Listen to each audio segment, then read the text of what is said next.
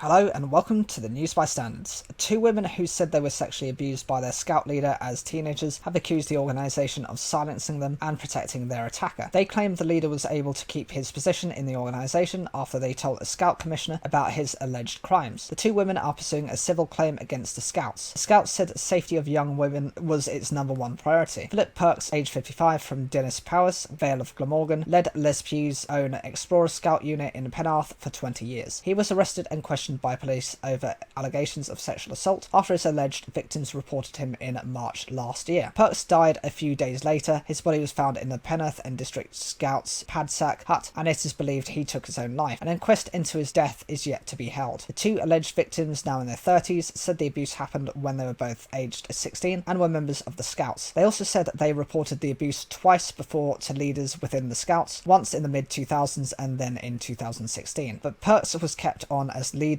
by Scouts Simru until his suspension from the organisation days before his death. Less than 2 years earlier in 2020, he had received Scouting's highest award. South Wales Police confirmed the husband and father of two was being investigated on suspicion of sexual assault by touching. A fourth spokesman said he died while on bail prior to a charging decision before reached by the Crown Prosecution Service. Alleged victims Katie and Anna, not their real names, said they had repeatedly asked the Scouts to tell all former and current members about their allegations against Perks, but say they had instead fell unsilenced. They are now pursuing a civil claim against Scouts, their solicitors said, in order to obtain a sense of justice and closure. They said they want to ensure the safeguarding of other young people in the Scouts. I'm just so worried that there are other people out there who have been abused by him, Anna said, but it feels like there is a systematic attempt to silence us and get us to drop it. She said both women had tried time and again to get the Scouts to inform people of Perks' alleged crimes, but claimed their stonewalling had perpetuated the abuse and made them feel small. Anna said she wanted other potential victims to have the chance to heal and repair the guilt, shame and isolation they may feel. As soon as you realise that it's not your fault, as soon as you realise that this was actually a predator and that he did it to other people, it just completely changes your mindset. Perk's position within the Scouts and wider community played a role in why their reports of the abuse were not escalated, Anna believes. It'll be difficult for people to reconcile the two people, the person who did wonderful things for Scouting and the abuser. Katie said whether he was alive or dead, they should have told parents, surely they would want to know. It just feels like they're protecting him or his reputation. Katie and Anna said they were assaulted on separate occasions while they were in Perk's care, and they told each other about the abuse shortly after it happened. They reported it at the time to a junior leader who they believe was not trained to deal with such complaints, and said he blindsided them with an after-school meeting in the field next to the Scouts hut, which Perks attended. While Anna said she went into full panic attack mode and left never to return to Scouts again, Katie felt pushed into confronting her alleged attacker. Katie said Perks just denied it all and did not seem upset by their accusations, and said he claimed that it had happened, he must have had done it in his sleep. It is alleged a commissioner was told about Anna's allegations in 2016. It is understood he denies that. He has since been suspended from his position and is the subject of an internal investigation. The Scouts said it was unable to comment further on the circumstances around the commissioner's suspension, but in an email sent to volunteers of Cardiff and Vale Scouts on Saturday, 18th February, it said he was suspended following Perks' death and was being investigated for failure to report an incident within the given timescales. The email prompted by the PA news agency contacting the Scouts for comment also that it cannot be proven currently that the historic complaints were made. It asked volunteers not to engage in speculation or speak to the media before reminding them to follow safeguarding procedures and report any issues immediately. The Scouts said its #1 priority was the safety of young people in its care, with everyone working to a strict code of practice. We are aware of this case and are in constant communication with the two young women who have shared their story with you. We are taking the information they've given us very seriously, the spokesperson said. This is a complex and detailed case, and we've worked with the police on the issues raised, particularly around the issue of other potential victims. We are progressing our own internal investigations, and we aim to have that concluded by March 2023. Representing the two accusers, solicitor Dino Noscivelli of Lee Day said the lack of an apology from the Scout Association adds to the impact of the abuse of their lives. My clients want to obtain a sense of justice and closure from their civil cases that were not possible in the criminal justice system, and I hope the Scout Association will work with us to finally address this and to ensure children are better protected in the future.